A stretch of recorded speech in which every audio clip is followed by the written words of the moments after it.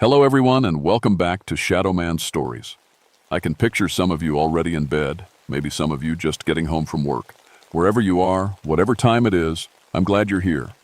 If this helps you relax or sleep, please like and subscribe. It means a lot. Now, let's get you comfortable and I'll tell you tonight's story. My name is William Thornton, but everyone calls me Billy. I've been a ranger in these Virginia mountains for 11 years now, and I thought I knew every hollow, every ridge, every secret these old hills kept. Turns out I was wrong about that last part. It was September 1963, hot as blazes even up in the mountains, the kind of heat that makes the air thick as soup and turns morning fog into something you could practically chew. I was checking the fire towers near Devil's Backbone Ridge when the call came in on my radio. "Billy, we got ourselves a problem," came the scratchy voice of my supervisor, Tom Martinez. University team went missing up on the backbone. 3 professors and 2 graduate students. Last radio contact was 3 days ago. I knew the area well. Too well, maybe. Devil's Backbone Ridge was where my little sister Emma had disappeared 15 years back when she was just 16. I'd been searching those mountains ever since, looking for some sign of what happened to her.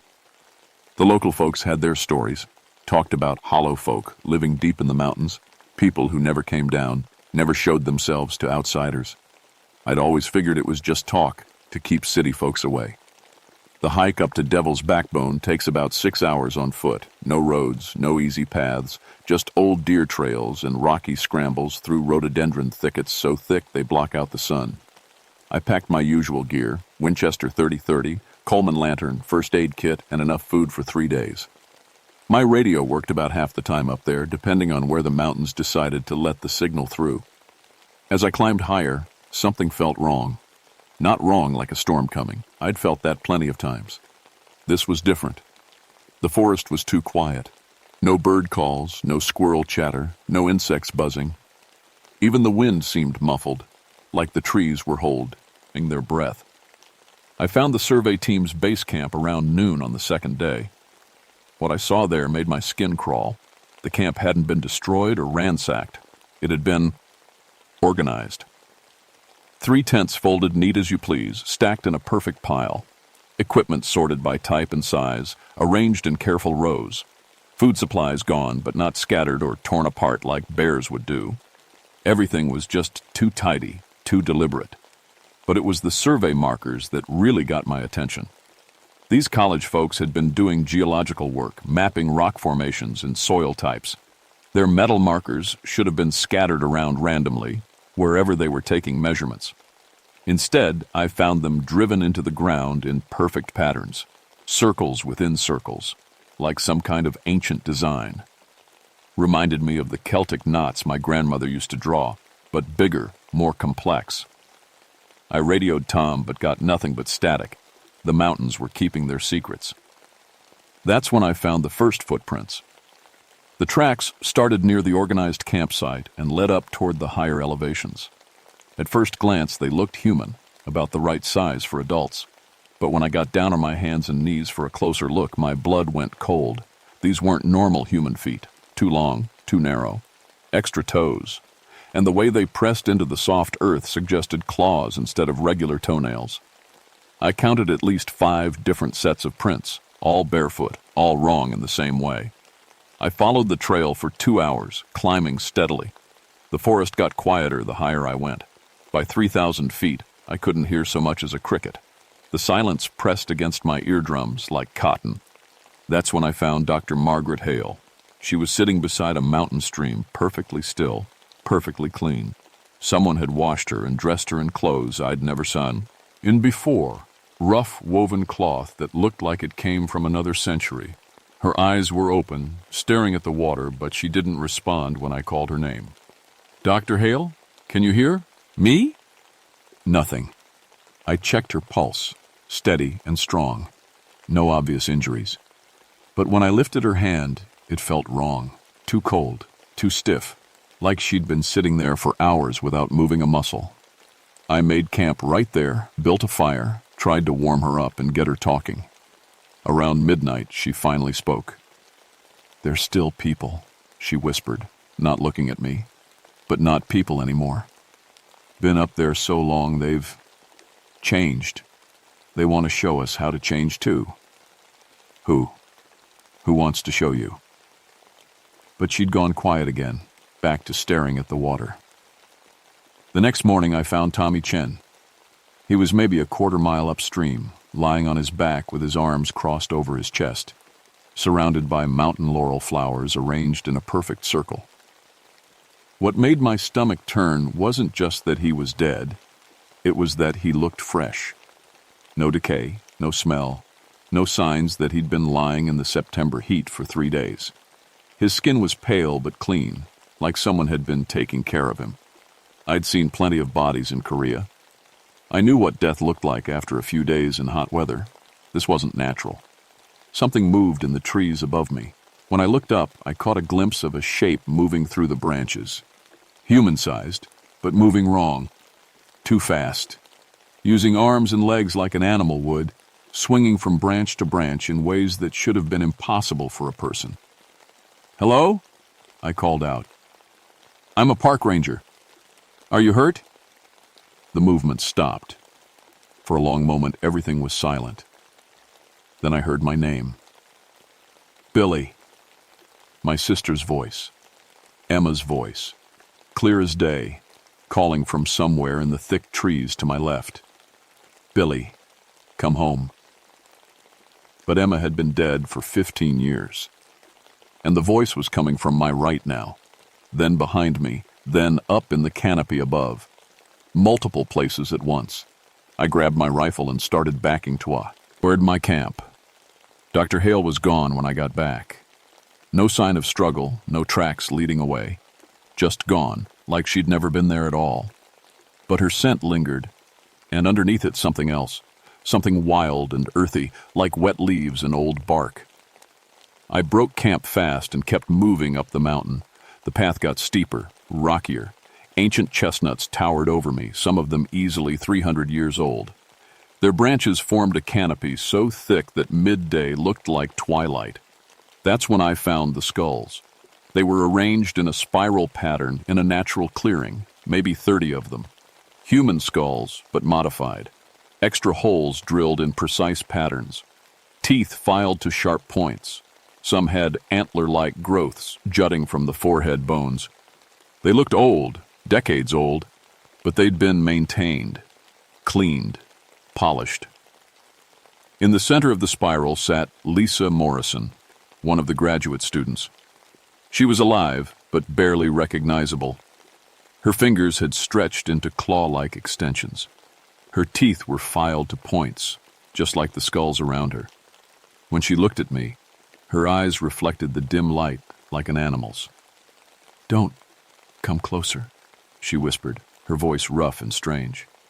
"They're changing me. Been feeding me things. Mushrooms, roots. Can't stop it now. Lisa, I'm going to get you out of here." She shook her head. "Too late. Weeks it takes. They choose people, adopt them, make them part of the family." She held up her transformed hands. First the fingers, then the teeth. Then the inside changes.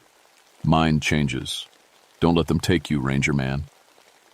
A sound came from the forest around us. Not voices exactly, but something like bird calls mixed with human speech. Communication. Whatever was out there was talking about us. "How many?" I asked. "All of them," Lisa said. "Everyone who ever went missing up here. Everyone who got chosen. They're still people, but they're family now. Hollow folk. Been here since before the Cherokee, some say. Others joined over the years, like me. Like your sister." My blood froze. "What do you know about my sister?" "Emma. Pretty Emma. She was chosen too, 15 years ago. She's one of them now. One of the elders. She talks about you sometimes, in the shared dreams." The bird-like calls were getting closer, moving through the trees in a coordinated pattern. Whatever was out there, there were a lot of them, and they were surrounding us. "They want you," Lisa whispered. "Been watching you for years. You're blood of the mountains. Third generation. Good candidate for changing. Your sister vouched for you. I heard footsteps, lots of them, moving through the underbrush in perfect synchronization. But I couldn't see anyone. They moved like ghosts through shadows. Then I saw Dr. James Whitfield stumble into the clearing. His hands were the worst part. The fingers were fusing together, growing bark-like skin that cracked and bled. His fingernails had become thick, black claws. But his eyes were still human, still terrified. "Kill me," he begged. "Please, Ranger, kill me before it finishes. I can feel them in my head. Feel myself disappearing into something else. Don't let me become one of them." The sounds in the forest stopped. Complete silence fell over the clearing like a blanket. Then the trees began to move. Not swaying in wind, there was no wind. Moving, branches reaching down like arms, roots pushing up through the earth, writhing like snakes. The forest itself was alive, and it was coming for us. "Run," Lisa whispered. "Run now, or join us forever." I ran. They herded me like a deer through a hunt. Every path I took led higher up the mountain. Every turn I made was blocked by moving roots or fallen trees that hadn't been there minutes before. The hollow folk controlled the forest itself, and they were driving me exactly where they wanted me to go. I could hear them moving through the trees above and around me, dozens of them, maybe more. Sometimes I caught glimpses, figures that had once been human, now stretched and changed. Some walked upright but wrong, joints bending in directions that shouldn't be possible. Others moved on all fours, their spines curved like predatory cats. And always, Emma's voice calling my name, leading me forward. The sacred grove sat at the very top of Devil's Backbone Ridge, hidden in a ring of ancient oaks. Moonlight filtered through the canopy, casting everything in silver and shadow. In the center stood a woman, or what had once been a woman, 8 feet tall, skin like bark, eyes like black pools. Antler-like bone protrusions grew from her skull in spiraling patterns. "William," she said, and her voice was like wind through leaves. "I am the elder. I speak for all the hollow folk. Your sister has told us much about you." More figures emerged from the shadows around the grove. Dozens of them, all different stages of transformation. Some still looked mostly human. Others had changed so much I could barely recognize what they'd once been. But they all moved with the same flowing grace, all watched me with the same knowing eyes. "Emma!" I called out. "Emma, are you here?" A figure stepped forward from the group, tall, graceful, with long hair the color of autumn leaves. For a moment she looked exactly like my little sister. Then she moved into the moonlight, and I saw what she'd become. Her fingers were long as twigs, her skin had the texture of smooth bark.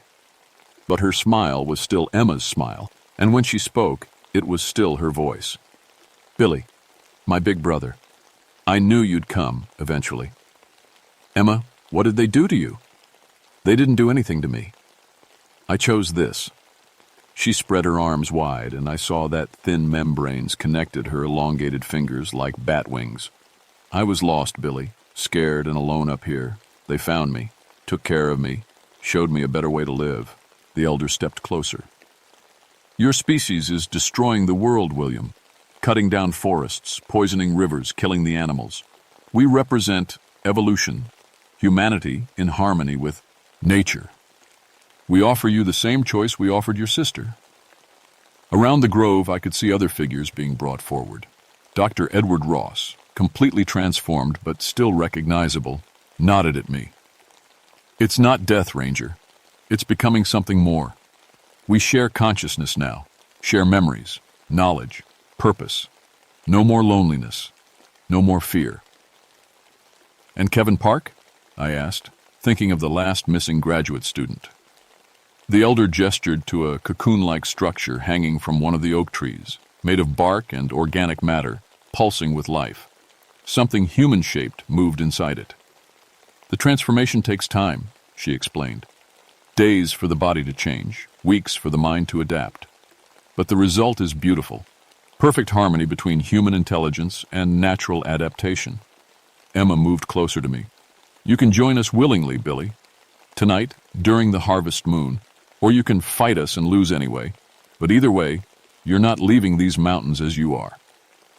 I looked around the grove. Dozens of hollow folk surrounded me, all watching, all waiting. The forest itself seemed to pulse with their collective heartbeat, but I'd brought something they didn't expect. The survey team had been studying geology, which meant they'd brought chemicals for testing soil and rock samples. I'd grabbed what I could from their abandoned equipment: alcohol, sulfur compounds, petroleum-based solvents, mixed together in glass bottles from their laboratory supplies. "I'm sorry, Emma," I said, pulling the first makeshift firebomb from my pack. Her eyes went wide. "Billy, don't—" I threw the bottle at the base of the largest oak tree and followed it with a lit match. The explosion lit up the grove like daylight. The hollow folk screamed, not with human voices, but with sounds like breaking trees and dying wind. The fire spread faster than it should have, few, led by their connection to the forest itself. "The trees!" the elder shrieked.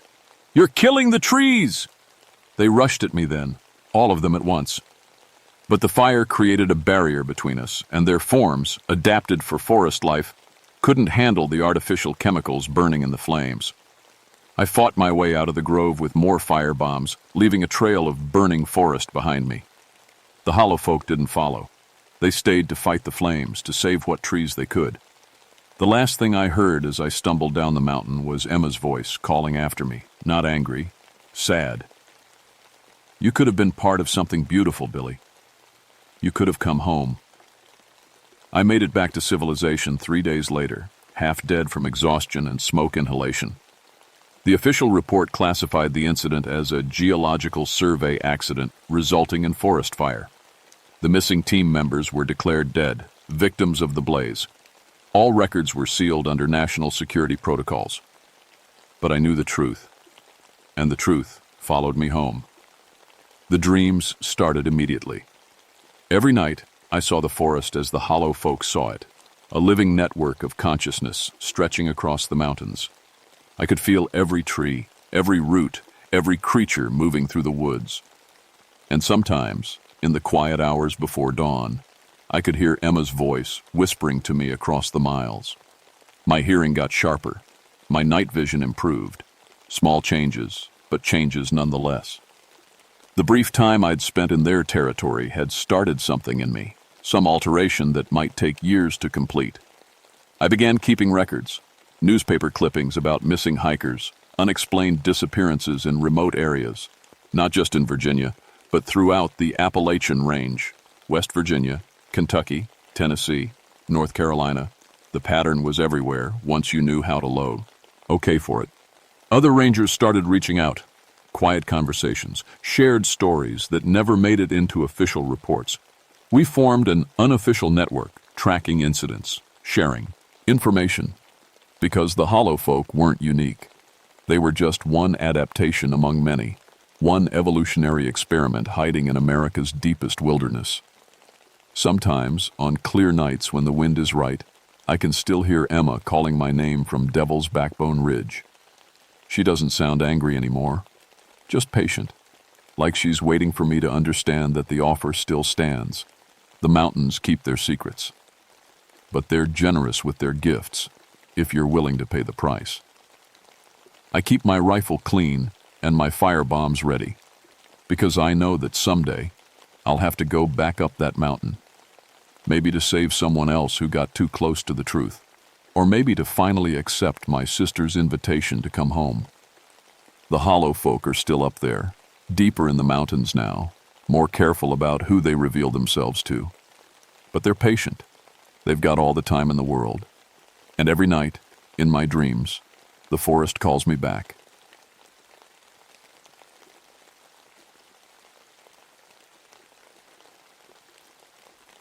My name is Kate McBride, and I've been a ranger in West Virginia's Monongahela National Forest for 7 years now. People think it's a peaceful job, walking through pretty woods and helping lost hikers. They don't know about the calls that come in at 3 a.m., or the bodies we sometimes find at the bottom of cliffs, or the way some places in these mountains feel wrong in ways you can't explain. I became a ranger after my husband Danny died in Vietnam. Khe Sanh, 1968. 3 years ago now, but it still feels like yesterday. I promised him I'd live for both of us, but most days I'm just going through the motions. The mountains help, I guess. They're quiet. They don't ask questions about why I take the dangerous rescues nobody else wants. It was October 1971 when everything changed. The leaves were turning beautiful colors, red and gold and orange, but there was something else in the air that week. Something that made the birds fly wrong and the deer act nervous. I should have paid attention to that. The call came in on a Tuesday morning. 4 college kids from West Virginia University had been rock climbing in Blackwater Gorge. That's a mean place. A canyon carved deep into the rock by an ancient river, with walls that drop straight down 400 feet. Only serious climbers go there, and even then, only in good weather. But these kids came back talking crazy. Their leader, a guy named Tom Bradley, was shaking so hard he could barely hold his coffee cup when he made the report. There was music, he kept saying. Music coming from inside the rock, and we saw someone playing violin on a ledge halfway down the cliff. But that's impossible. Nobody could get there without ropes, and we didn't see any ropes. His girlfriend Sarah was there too, a quiet Chinese girl who studied art. She wasn't shaking like Tom, but her eyes had this faraway look that worried me more. The music was beautiful, she said softly, like nothing I ever heard before. It made me want to climb down and find whoever was playing it. The third climber, Jake Morrison, had it worst of all. He kept rubbing his eyes and saying he couldn't see right. Everything looks fuzzy, he said, and I keep hearing the music, even now, even here. The fourth climber, a girl named Amy, had refused to come to the ranger station. Tom said she was back at their dorm, claiming she was sick, but he looked scared when he talked about her. I've done hundreds of search and rescue operations. I know the difference between people who are lying, people who are confused, and people who've seen something that shouldn't exist. These kids had seen something. Show me where this happened, I told them. Tom shook his head fast. No way, we're never going back there. But Sarah looked up at me with those distant eyes. I could show you, she said. I remember exactly where it was. That should have been my first warning. When 3 people are terrified of a place and one person wants to go back, that's when you should walk away. But I've never been good at walking away from things that scare me. Maybe it's because I lost Danny, or maybe it's just who I am. Either way, I told Sarah I'd meet her at the trailhead the next morning. That night, I laid out my gear like always. Hemp ropes, steel pitons, my old military radio, medical supplies Danny had left me from his army days. Everything looked normal. Everything felt normal. But when I tried to sleep, I kept hearing something that sounded like music drifting in through my cabin windows. Soft and far away, like someone humming a lullaby. I told myself it was just the wind in the trees. I'd been telling myself a lot of lies lately. Sarah was waiting for me at dawn, looking like she hadn't slept either. She had dark circles under her eyes, but she seemed excited in a way that made my stomach tight with worry. Did you hear it last night? She asked as we hiked toward the gorge. The music? I lied and said no, but she smiled like she knew better. The trail to Blackwater Gorge winds through thick forest for 2 miles before you see the canyon. It's a normal hike until suddenly the ground just drops away into nothing. Standing at the edge, you can see down into shadows so deep, they look solid. The walls are limestone, carved smooth by water over millions of years. At the bottom, maybe 400 feet down, a thin stream still runs between the rocks. There, Sarah pointed to a ledge about halfway down the north wall. That's where we saw the person with the violin. I looked where she was pointing. The ledge was maybe 6 feet wide and completely isolated. No way to reach it from above or below without serious climbing gear. Even then, it would be a dangerous descent. You're sure that's where the music was coming from? I asked. Sarah nodded. Tom recorded some of it on his camera, but when we played it back later, there was nothing, just wind. I set up my rappelling gear at the edge. The plan was simple. Go down, check the ledge, see if there were any signs someone had been there. Maybe find some logical explanation for what the kids had seen. "I'm coming with you," Sarah said. "No, you stay here and watch my rope." She looked disappointed, but she didn't argue. I should have wondered why she gave up so easy. The descent started normal. My boots found good holds in the limestone, and my rope ran smooth through the pitons. About 100 feet down, I started hearing something that wasn't wind. It was faint, but it sounded like voices singing somewhere far below me. At 200 feet, the sound got clearer. It wasn't just voices. There were instruments too. String instruments playing melodies that seemed familiar but wrong, like songs I knew with all the notes changed around. I reached the ledge Tom had pointed out and found something that made my blood go cold. There were footprints in the soft dirt of the ledge. Bare human feet, outprints. But they weren't normal prints. They looked like someone had pressed their feet into soft clay, except the clay was solid limestone. And there was something else. Scratched into the rock wall behind the ledge were drawings, not cave paintings from ancient people, but fresh scratches that looked like they'd been made yesterday. The drawings showed human figures, but wrong. The people in the pictures seemed to be growing out of the rock or sinking into it. Their mouths were open like they were singing. I touched one of the drawings and jerked my hand back. The rock was warm. "Kate!" Sarah's voice came from above, but it sounded strange, excited. "Kate, you need to see this." I looked up and saw her leaning over the edge, pointing at something I couldn't see from my angle. "There are more of them," she called down, "all along the walls." That's when I heard footsteps above me. Not Sarah's footsteps. These were heavier, and there were too many of them. I started climbing back up as fast as I could, but the music was getting louder now. It was coming from everywhere, the walls, the air, inside my own head. By the time I reached the top, Sarah was gone. I found her 20 feet from the edge, sitting on a fallen log with her eyes closed and a smile on her face that didn't look right. "Sarah, what happened? Who else was here?" She opened her eyes and looked at me like she was seeing me from very far away. "They're so beautiful, Kate. The bone singers. They showed me how the music works, how it grows from the stone." "What are you talking about? Who showed you?" But she just kept smiling that wrong smile. "Jake's down there now. He wanted to see where the music comes from. He's going to stay and learn how to play." I grabbed my radio and tried to call for backup, but all I got was static mixed with what sounded like voices singing in languages I'd never heard. The radio was working fine. I could see the signal strength, but something was interfering with the transmission. That's when I saw Jake Morrison climbing down into the gorge without any safety equipment at all. He was moving like he was sleepwalking, finding handholds that shouldn't exist, stepping on ledges that looked too narrow to support a person. I shouted at him to stop, but he didn't even look back. Sarah laughed, a sound like water running over rocks. "He can hear the real music now," she said. "The music that comes from being part of the mountain. Soon we'll all hear it."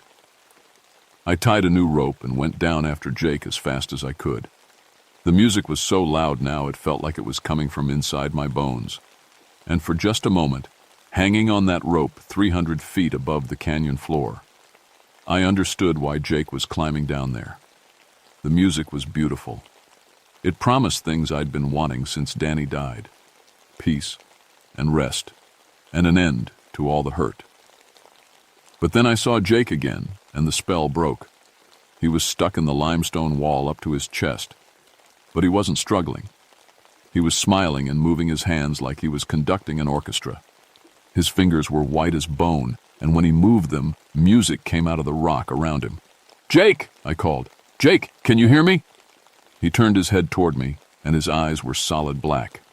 "Kate," he said, and his voice echoed like it was coming from deep inside a cave. "You came. They said you would. They've been waiting for you."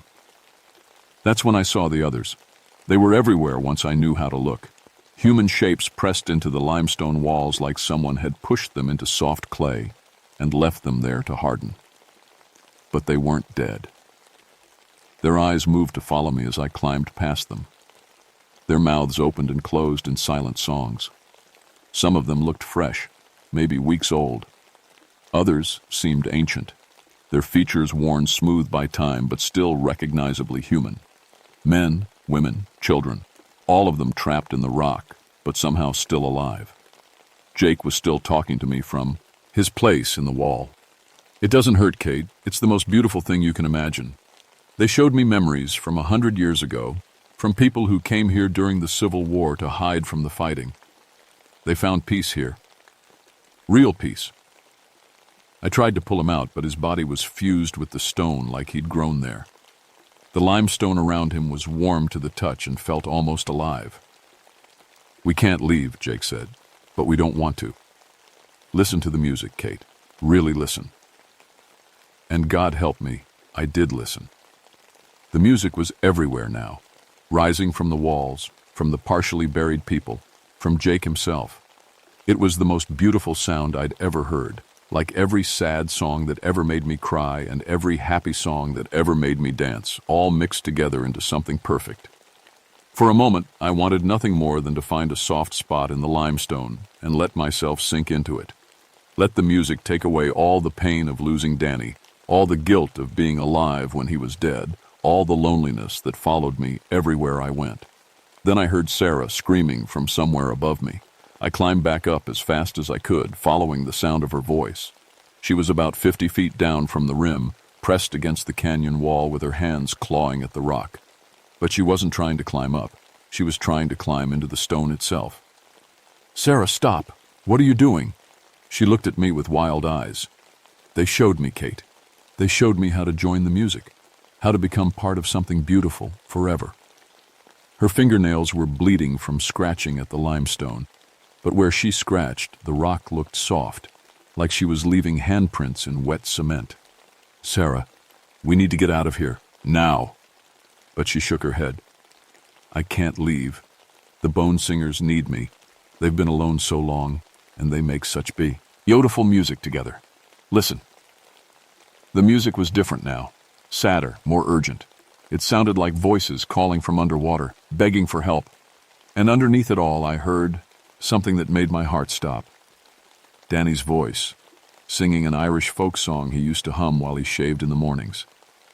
"Kate," the voice sang from somewhere deep in the rock. "Kate, my love, I've been waiting for you. Come down to me. Come home." I knew it wasn't really Danny. I knew it was some kind of trick. But hearing his voice after 3 years of silence almost broke me right there on that narrow ledge.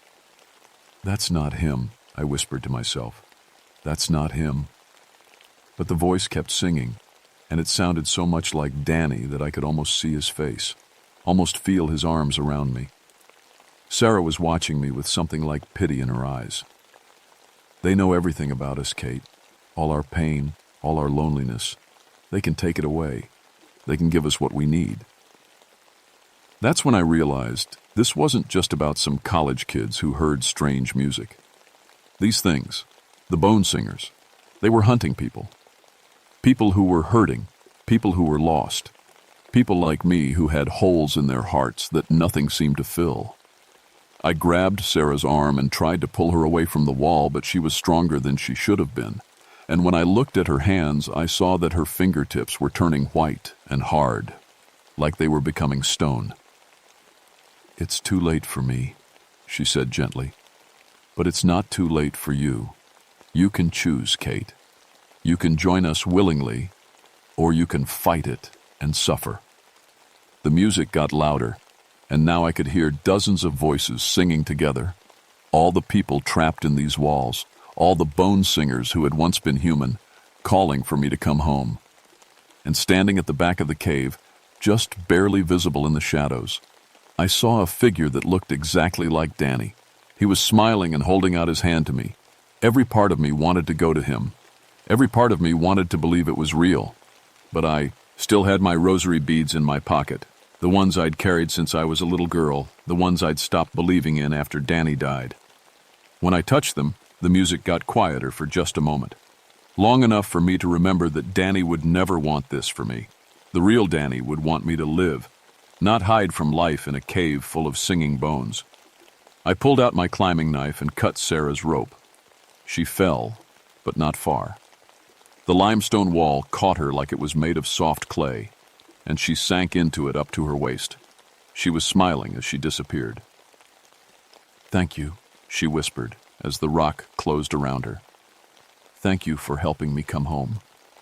Then I ran for the surface as fast as I could climb. I made it about halfway up before the mountain itself started fighting me. The limestone walls began to move, flowing like thick water.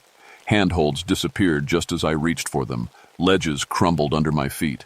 The pitons I'd hammered into solid rock pulled loose like they'd been stuck in sand. And the music, God, the music was everywhere now. It wasn't beautiful anymore. It was hungry. It was calling my name in Danny's voice, in my mother's voice, in the voices of every person I'd ever loved or lost. "Kate McBride," they sang. "Kate McBride, come home to us. Rest your tired heart. End your pain." The walls of the canyon started closing in like a giant mouth. I could see faces in the stone now, hundreds of them, maybe thousands. All the people who had come here over the years, all the ones who had chosen peace over pain, death over life. And at the bottom of it all, conducting this chorus of the dead, was something that might have been human once. A massive shape grown into the limestone itself, with arms like tree branches and a face that was more cave than flesh. When it opened its mouth, the sound that came out shook dust from the canyon walls. His was the original bone singer, I realized, the first one to choose the mountain over the world above. And it had been here for over 100 years, growing stronger, calling others to join its song. "I can give you what you want most," it said in a voice like distant thunder. "I can bring him back. You're Danny. He's here with us now, safe from all harm. Join us, and you'll never be apart again." The thing that looked like Danny stepped forward from the shadows. It was perfect. Every detail exactly right, from the scar on his chin to the way he smiled when he was trying not to laugh. It even wore his old army jacket. "Kate," it said in Danny's voice. "I've been waiting so long. I've been so lonely without you." I wanted to believe it so badly that it hurt worse than the day I got the telegram about Kaysan. I wanted to run to him and feel his arms around me and never think about the cold, empty world above ground again. But when I looked into its eyes, I saw something Danny had never had. I saw the memories of all the other people these things had taken. Sarah's art projects, Jake's climbing victories, the hopes and dreams and loves of hundreds of people, all mixed together into something that wasn't Danny at all. "You're not him," I said. The Danny thing smiled sadly. "I'm everything he was, and more. I'm what he could have been if he hadn't died in that senseless war. Stay with us, Kate. Let us love you the way he never got the chance to." No. I pulled out my rosary beads and started praying, not because I believed God would save me, but because it was something real from the world above. Something that belonged to Kate McBride, the living person, not Kate McBride, the broken woman who wanted to disappear into stone. The bone singer screamed. The sound was like every fingernail on every chalkboard in the world, like every heartbreak and every nightmare given voice. The limestone walls cracked. Stalactites fell like spears around me. "You cannot leave," the original bone singer roared. "You are ours. We know your pain. We know your need." But I was already climbing, using the cracks their screaming had made in the walls. My army surplus medical supplies included a few things Danny had left me that weren't exactly regulation, including a stick of dynamite he'd borrowed from a demolition team. I'd been saving it for an emergency. This seemed to qualify. I lit the fuse and dropped it into the deepest part of the cave system, then climbed faster than I'd ever climbed in my life. Behind me, the bone singers were singing now in panic. Their beautiful music turned to discord and fear. The explosion shook the whole mountain. Half the canyon wall collapsed, taking dozens of the stone-trapped singers with it. I felt the shockwave like a physical blow, but it also created new handholds in the crumbling limestone. I climbed through falling rocks and choking dust, while behind me the surviving bone singers wailed their loss to the sky. The Danny thing called after me one last time. "Kate, Don't leave me here alone. Don't leave me again. But I knew the real Danny would never ask me to stay in a place like this. The real Danny would want me to live, even if living hurt. So I climbed toward the light. I made it out just as the sun was setting, covered in limestone dust and bleeding from a dozen cuts. My radio started working again as soon as I reached the surface.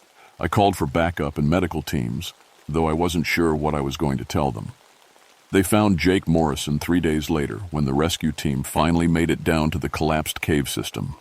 He was still alive, still partially fused with the limestone wall, but the explosion had cracked the stone enough that they could cut him free. The doctors said it was a miracle he survived, and they couldn't explain how his bones had started to calcify or why his blood showed traces of minerals that don't exist in the human body. Jake remembered everything, and he spent 6 months in the hospital, and when he got out, he could play music like nothing you've ever heard. But he never went near caves again, and sometimes late at night, he'd call me, crying because he missed the song. Sarah Chen was listed as lost in the cave-in. Her body was never found, officially. But sometimes hikers in that area report hearing violin music drifting up from underground, and the sound makes them want to climb down into places they shouldn't go. As for me, I stayed on as a ranger, but I started keeping different kinds of records. Not just the official incident reports, but private files on geological anomalies throughout the Appalachian cave systems.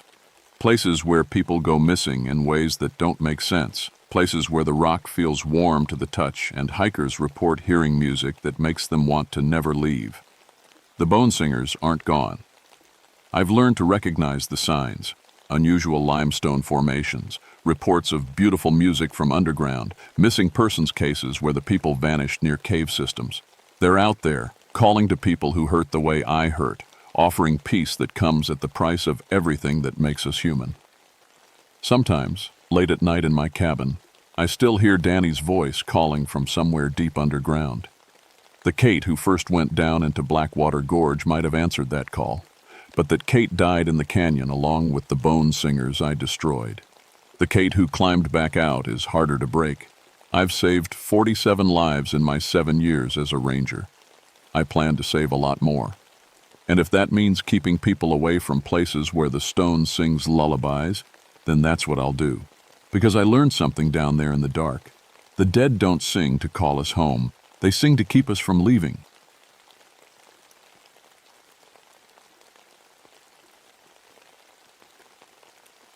My name is Marcus Ironwood, but everyone calls me Mark. I've been a park ranger at Cumberland Gap for 14 years now, and I thought I'd seen everything these mountains could throw at me. Turns out I was dead wrong. It was August 1977, and the heat was killing everything. The thermometer hit 98 degrees every day for 2 weeks straight. The humidity dropped so low that leaves crackled when you touched them. Every morning, I'd wake up in my cabin and smell smoke in the air. Not from any fire, just the smell of a forest getting ready to burn. I knew fires. Knew them better than most people knew their own families. Had to, after what happened when I was 12. Tommy and I were camping up on Pine Ridge, just the two of us. I was showing off, trying to build a campfire like the Cherokee elders taught me, but I got careless. A spark caught some dry grass, and before I could stomp it out, the whole hillside was burning. Tommy tried to run, but he tripped and fell. The smoke got him first, then the flames. They said I saved myself by jumping in the creek. 500 acres burned that night. Tommy didn't make it out. That's why I became a ranger. Someone's got to watch the forests, keep them safe. Someone's got to make sure what happened to Tommy never happens to anyone else. But this August was different. The drought was worse than anything I'd seen. The old-timers in town kept shaking their heads, saying the forest felt wrong somehow. Animals were acting strange. Deer running in circles, birds flying into trees, bears coming down to the roads in broad daylight. I figured it was just the heat making everyone crazy. Then the call came in at 3 a.m. on August 15th. Lightning had started 3 fires at once all around Cumberland Gap. By the time I got my gear and drove up to the command post, the fires were moving fast, real fast. Ironwood, Chief Bailey waved me over to the map table. We got a problem. Look at this. The satellite photos showed 3 separate fires, but they were burning in weird patterns.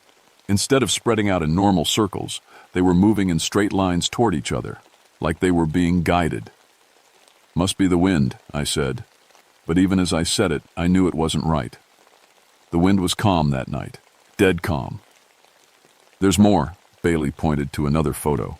"See these dark spots? Those are tree groves that didn't burn. Not a single leaf touched, even though the fire went right around them." I looked closer.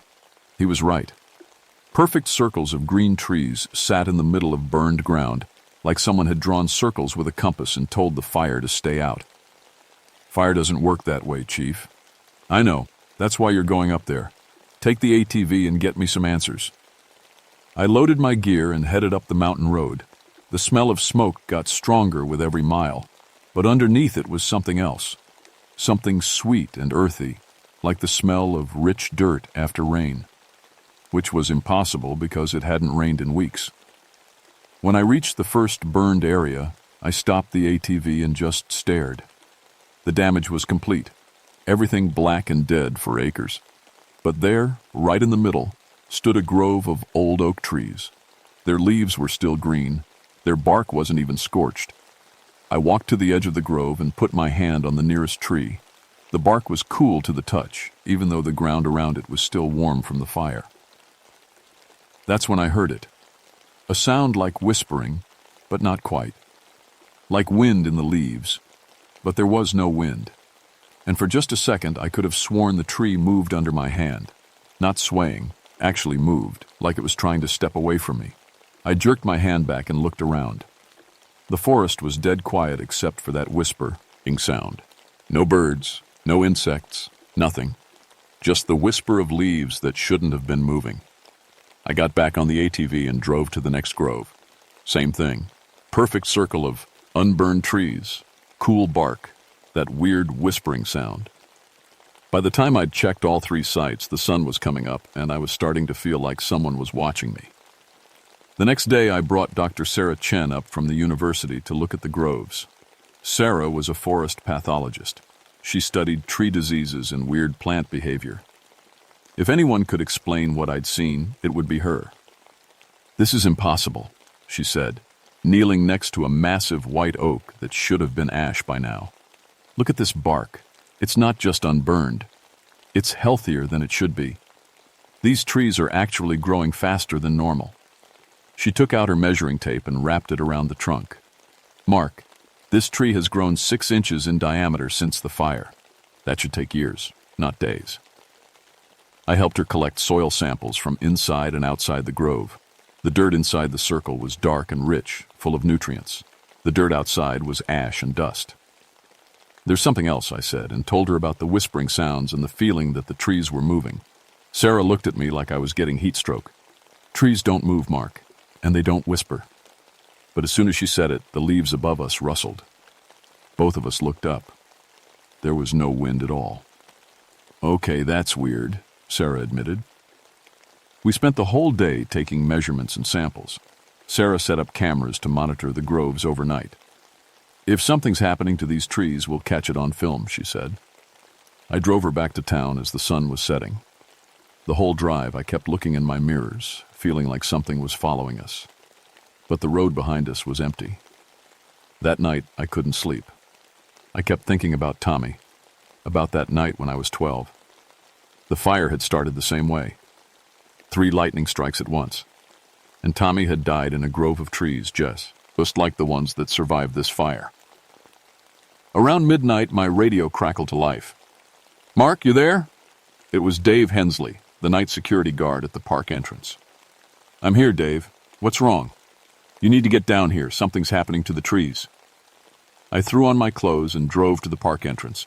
Dave was standing in the parking lot, pointing up at the tree line. "Watch," he said. I looked where he was pointing and felt my blood freeze. The trees at the edge of the forest were swaying back and forth, but not all of them, just certain ones. And they were swaying in a pattern. Left, right, like they were marching in place. "How long has this been going on?" I asked. "About an hour." "And Mark?"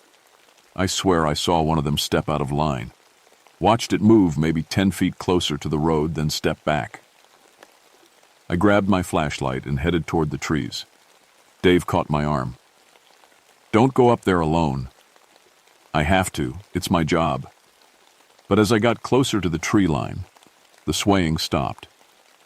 Everything went still, dead still. Even the insects stopped making noise. I pointed my flashlight at the trees and almost dropped it.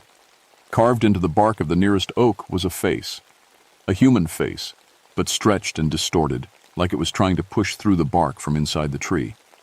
The face looked familiar. I stepped closer, my heart pounding. The face in the bark had my brother's eyes, Tommy's eyes, but older, like what he would look like now if he'd lived to be 34. The bark around the face began to move, and I heard a voice, faint, like it was coming from very far away, but definitely a voice. "Mark!" It was Tommy's voice. "Mark, I've been waiting for you." I stumbled backward and fell. When I looked up again, the face was gone, just normal bark. But I could still hear Tommy's voice, carried on a wind that wasn't there. The face. "Reed's coming back, Mark, a big one, and I can't stop it alone." I didn't tell anyone about hearing Tommy's voice. Who would believe me? Instead, I drove back up to the groves the next morning to check Sarah's cameras. What I found made no sense at all. The cameras had recorded 12 hours of footage, but it was all wrong. The timestamp showed normal speed, but the trees in the video were moving like time-lapse photography. Branches growing, leaves unfurling, trunks expanding. In one night, the groves had grown like they'd had a whole summer. But that wasn't the strangest part. At 3:17 a.m., the cameras caught something that made my hands shake as I watched it. A massive oak tree, one I'd measured myself at 8 feet around, lifted its roots out of the ground and walked 20 feet to the left. Actually walked, like it had legs. Then it planted itself again and went still. I rewound the footage and watched it again. Same thing. The tree moved. I was still staring at the camera screen when I heard footsteps behind me. I turned around expecting to see Sarah or another ranger. Instead, I saw an old Cherokee man I'd never met before. He was ancient, with long white hair and skin like weathered leather. But his eyes were sharp and alert.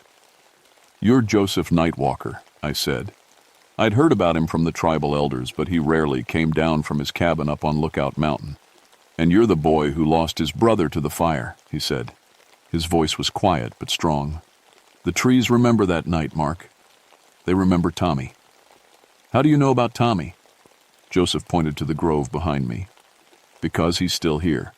The trees saved him, just like they saved themselves from your fire. His spirit joined with theirs." I wanted to laugh, to tell him he was talking nonsense, but I'd heard Tommy's voice. I'd seen his face in the bark. "The tree shepherds are gathering," Joseph continued. "They know what's coming. The great fire that will burn everything if they don't stop it." "Tree shepherds?" "The old ones. The trees that have lived for hundreds of years. As they guide the younger trees, protect them. And sometimes when people die in the forest, they save their spirits too." Joseph walked past me to the edge of the grove. Immediately the trees began that swaying motion I'd seen the night before. But now it looked different. It looked like they were bowing to him. "Your brother wants to see you," Joseph said. "But you have to be ready. The shepherds don't show themselves to everyone." That night I came back to the grove alone. I brought camping gear and set up my tent right at the edge of the trees. If Tommy was really there, if the trees were really moving, I was going to see it for myself. Around midnight, the whispering started again. But this time, I could almost make out words. "Mark." My name, repeated over and over in a dozen different voices. I unzipped my tent and looked out. Every tree in the grove was swaying now, and their movement was making the whispering sound. The friction of bark against bark, leaves against leaves. Then I saw him. Tommy stepped out from behind the largest oak tree. He looked exactly like he had when he was 8, except his skin had a greenish tint, like tree bark. His eyes were the color of fresh leaves. "Hi, Mark," he said, and his voice sounded like wind in branches. I couldn't speak, couldn't move. "Don't be scared," Tommy said. "It doesn't hurt. When the fire took me, the trees pulled my spirit into their roots. I've been growing with them ever since, learning from them. This isn't real, I whispered. It's more real than anything you know. Tommy walked closer, and I could see that his feet didn't quite touch the ground. The shepherds need your help, Mark. There's a fire coming that will destroy everything. The whole forest, every tree, every animal, every person in the mountains. How do you know? We can feel it building. The fire spirits are gathering just like we are. Well, they want to burn everything clean, start over, but we won't let them. Tommy pointed to the other trees in the grove. All of us died in fires. Settlers, Cherokee warriors, hunters, other rangers. The shepherds saved our spirits so we could help protect the forest. As he spoke, I saw other faces beginning to appear in the bark of the trees around us. Men, women, children. All of them looking at me with eyes like leaves. We need someone who understands fire, Tommy said. Someone who can help us fight it with both human knowledge and shepherd power. What are you asking me to do? Join us. Let the trees take your spirit like they took mine. You'll still be you, but you'll be more. You'll be able to control fire, talk to trees, protect the whole forest. I stared at my dead brother, feeling pulled in two directions. Part of me wanted to say yes, to finally make up for letting him die. But another part of me was terrified. I need time to think, I said. Tommy nodded. The fire will start in 3 days. That's how long you have to decide. As dawn broke, Tommy faded back into the trees, but I could still feel him watching me, waiting for my answer. The fire started exactly when Tommy said it would. 3 lightning strikes at once, just like before, but this time, each strike started multiple fires. Within hours, we had 12 separate blazes burning toward Cumberland Gap from every direction. I was at the command post when the reports started coming in. Chief Bailey was coordinating with firefighting crews from 3 states, but everyone could see it was hopeless. The fires were moving too fast, burning too hot. It's like they're working together, Bailey said, staring at the map. Look at these burn patterns. They're surrounding the whole park. I looked at the map and felt sick. The fires were forming a perfect circle around Cumberland Gap, trapping everything inside. In the center of that circle were the protected groves, and Tommy. I have to get up there, I said. Like hell. I'm not losing any more rangers to this thing. But I was already gray, bing my gear. I had to reach the groves before the fires did. I had to make my choice. I took the ATV as far as I could, then hiked the last 2 miles on foot. The air was thick with smoke and ash was falling like snow. Behind me, I could hear the roar of approaching flames. When I reached the first grove, Joseph Nightwalker was waiting for me. You came back, he said. Tommy said the fire would destroy everything.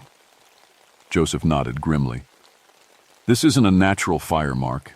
It's being controlled by the old fire spirits. They're angry that the shepherds have been protecting the forest for so long.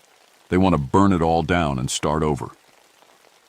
As he spoke, I could see the fire cresting the ridge behind us. But it wasn't behaving like any fire I'd ever seen. The flames were moving in formation, like soldiers marching. And at the center of the fire was a shape that looked almost human, but made of pure flame. The Fire King, Joseph said, the leader of the fire spirits. He's been sleeping for 100 years, but the drought woke him up. The temperature around us began to rise. The Fire King was getting closer. That's when Tommy appeared again, stepping out of the largest oak. You have to choose now, Mark, he said. Join us, or watch everything burn. I looked at my brother, then at the approaching wall of flame. I thought about all the people in the towns below, all the animals and trees that would die if I did nothing. If I join you, do I die? Your body dies, Tommy said, but your spirit lives forever, and you'll have the power to fight fire with more than just water and shovels. The Fire King was close enough now that I could see his face, ancient and terrible, made of living flame. When he spoke, his voice sounded like a forest burning. Give me the trees, he roared. Give me everything, and I will let the humans live.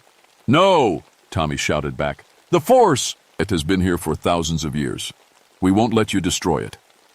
The Fire King laughed, and the sound made the air around us burst into flame. Then I'll take it all. Trees, humans, everything. That's when I made my decision. I'll do it, I said to Tommy. But not completely. I want to stay partly human. Tommy looked surprised. That's never been done before. Then we'll try something new. I walked to the center of the grove and put my hands on the trunk of the oldest oak tree. Immediately, I felt the tree's consciousness touch mine. It was vast and ancient and full of memories spanning centuries. Welcome, the tree said without words.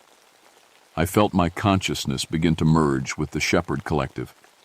Suddenly, I could sense every tree in the forest, feel their roots connecting underground like a vast nervous system.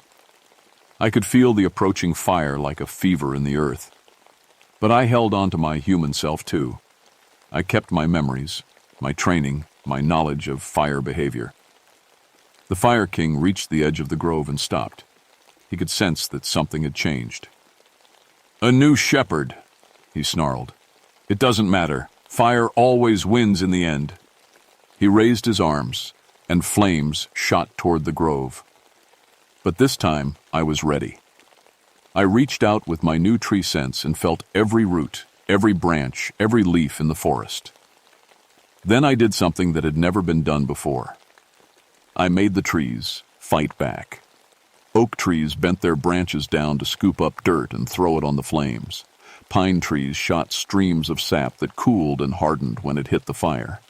Maple trees spun their helicopter seeds in tight formations that created downdrafts, pushing the flames back. The Fire King roared in rage and sent more flames toward us. But now Tommy and the other spirits were helping too. Working together, we created a barrier of living wood and earth that the fire couldn't cross. This isn't possible, the Fire King screamed. It is now, I said, speaking with my human voice but with the power of 100 trees behind it. The battle lasted. All night. Fire against forest. Destruction against growth. But we had something the Fire King didn't expect. Human knowledge combined with tree wisdom.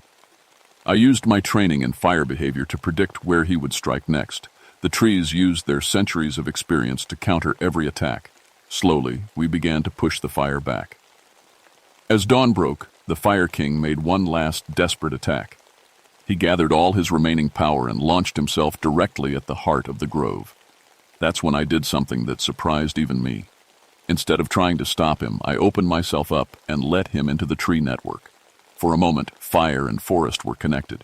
The Fire King experienced what it felt like to grow slowly over decades, to shelter animals, to clean the air and provide oxygen.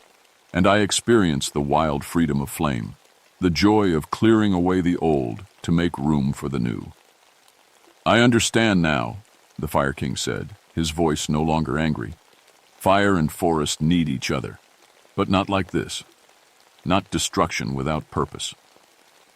The flames around us died down to a gentle warmth.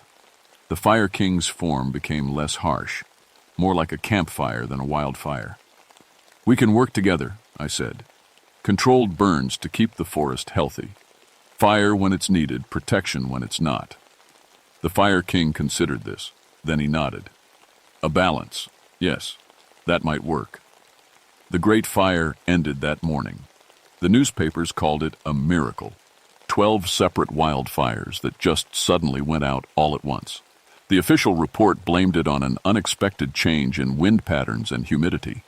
I never told them the truth. In the months that followed, I learned to live with my new abilities. I was still human, but I was connected to the forest in ways I'd never imagined. I could sense when trees were sick, predict where lightning might strike, even encourage certed, and areas to grow faster or slower as needed. Tommy and I talked often, though no one else could see him. He was happy now, no longer trapped by guilt over that childhood fire. He'd found his purpose as a guardian of the forest. You did good, Mark, he told me one evening as I sat in the grove where it all began. The balance is holding. He was right. The Fire King kept his word. When the forest needed controlled burns to stay healthy, he provided them. Small, careful fires that cleared underbrush without harming the big trees.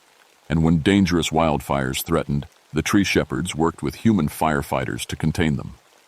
I became something new, a bridge between the human world and the supernatural forest. During the day, I did my regular ranger duties. At night, I communicated with the trees, helping coordinate their protection of the park. Other rangers started noticing that I had an unusual gift for predicting fire behavior. I was promoted to Chief Fire Prevention Specialist for the entire Cumberland Gap region. What they didn't know was that I had a network of tree spirits helping me monitor every acre of forest. Sometimes I wondered if I'd made the right choice. I was no longer fully human, and I'd never be able to have a normal life. But when I looked at the healthy forest around me, when I saw families camping safely in areas that would have burned to ash without the shepherd's protection, I knew it was worth it. 1 year after the Great Fire, I was walking through the protected grove when I noticed something new. A small sapling had sprouted at the base of the oldest oak, Tommy's tree. But this sapling felt different. It carried a trace of human consciousness, but also something else. "Is that you?" I asked Tommy. "Part of me," he said, his voice rustling through the leaves above. "I'm growing too, Mark, learning new things. Maybe someday I'll be ready to become something more than just a guardian spirit." "What would you become?" "I don't know yet. But the trees are teaching me that nothing ever really dies in the forest. It just changes into something new." As I walked back to my cabin, I felt the familiar sensation of the forest watching over me. Hundreds of trees, dozens of guardian spirits, and one ancient fire king who had learned to love growing things as much as he loved burning them. The mountains were safe. The balance was holding. But sometimes, late at night, I still heard whispers in the wind. Other forests, other fires, other spirits who needed help finding their balance. The tree shepherds of Cumberland Gap were just the beginning. There was a whole world out there where the supernatural and natural worlds touched. And I was starting to think that maybe, just maybe, I wasn't the only human who'd been chosen to stand guard at those crossing points. The forest had taught me that everything was connected. Trees to roots, spirits to trees, fire to forest, human to nature. And if that was true here, it was probably true everywhere. I had work to do.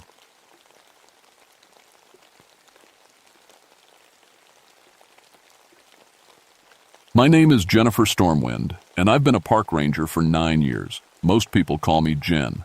I work in the Blue Ridge Mountains of North Carolina, and I thought I knew everything about these peaks. I was wrong. It started in November 1988. I remember the date because it was the week before Thanksgiving, and I was supposed to visit my grandmother on the Catawba Reservation. Instead, I was staring at the strangest weather I'd ever seen. A thick fog had wrapped around Grandfather Mountain like a gray blanket. It had been there for 4 days straight. That doesn't happen.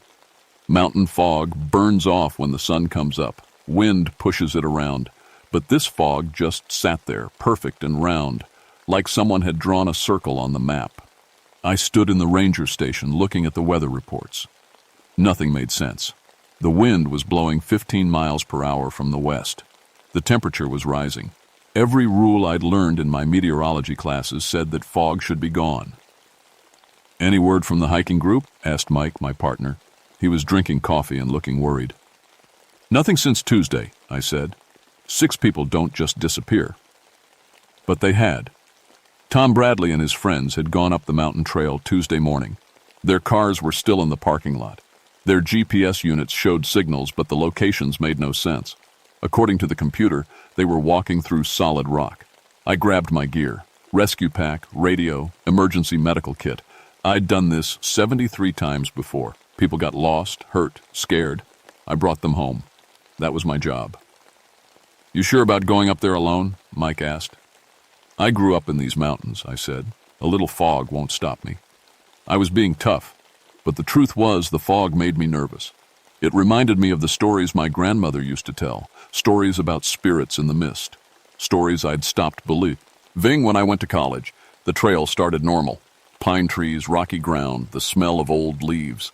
But as I got higher, the air got colder, much colder than it should have been. My breath came out in white puffs. Then I hit the fog. It was like walking into a wall of gray cotton. One step I could see the trail ahead. The next step, I couldn't see my own boots. The fog was so thick it felt solid, like I could grab handfuls of it. My radio crackled. "Jen, you copy?" "I'm here, Mike. Visibility is almost 0.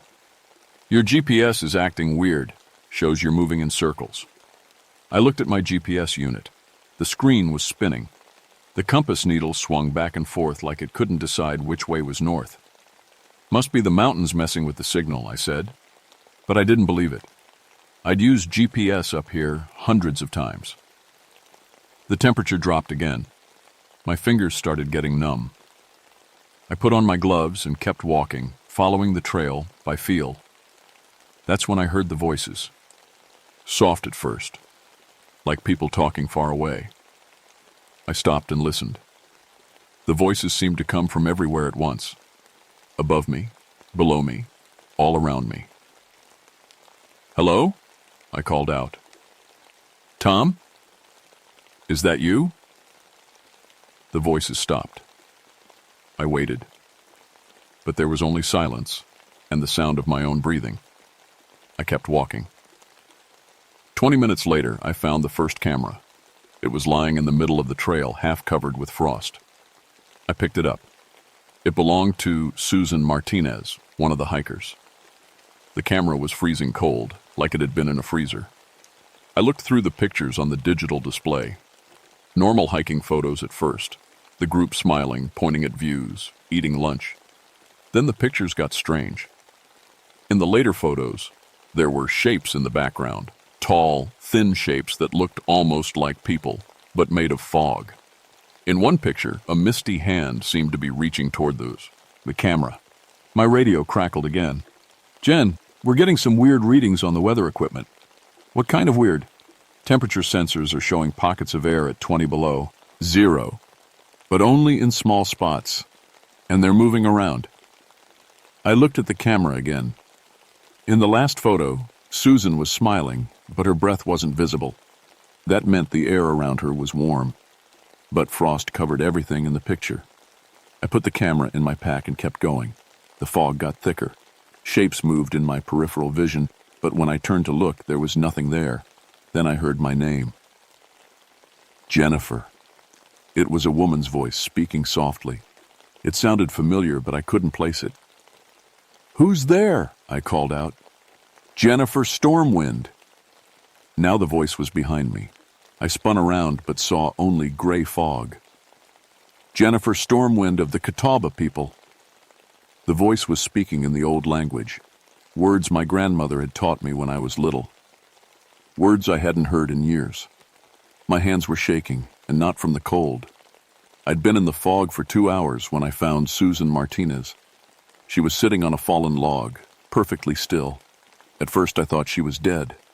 Her skin was blue-white, and frost covered her hair like silver lace.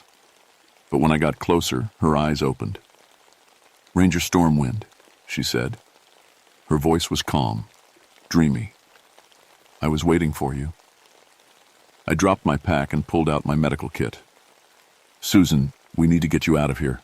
You're hypothermic. I touched her wrist to check her pulse. Her skin was ice cold, colder than anything living should be. But her pulse was there, slow and steady. I'm fine, she said. Better than fine. The fog people are teaching me. The what? She smiled. Frost crystals had formed on her lips. They live in the mist. They've been here for so long. They remember when the Cherokee walked these trails. I tried to get her to stand, but she wouldn't move. Susan, you need medical attention. Your body temperature is dangerously low. I know, she said, but it doesn't hurt anymore. Nothing hurts when you're becoming like them. I grabbed my radio. Mike, I found Susan Martinez. I need a medical helicopter up here now. Static answered me. Mike, do you copy? Nothing but white noise. Susan laughed, a sound like wind chimes. They don't like the machines, the metal things that beep and buzz. They make the air taste wrong. I tried my cell phone. No signal. The GPS was still spinning wildly. Susan, I'm going to carry you down the mountain. You can't, she said. I'm too heavy now. My bones are filling with ice. Beautiful ice that sings. I tried to lift her. She was right. Susan normally weighed maybe 120 pounds, but now she felt like she weighed 300. It was like trying to lift a statue made of stone. How long have you been here? I asked. A few hours. Since this morning. I checked my watch. It was almost 4 in the afternoon. According to my radio log, Susan and her group had been missing for 3 days. Susan, it's Thursday. You've been gone since Tuesday. She looked confused for a moment. Then she shrugged. Time moves differently here. The fog people showed me. Past and present mixed together like water and mist. I heard footsteps behind me. Slow, soft footsteps that crunched on the frozen leaves. Tom? I called out. A figure emerged from the fog. It was Tom Bradley, the group leader. But something was wrong with him. His skin looked translucent, like I could see through it. His eyes were white, completely white. Hello, Ranger, he said.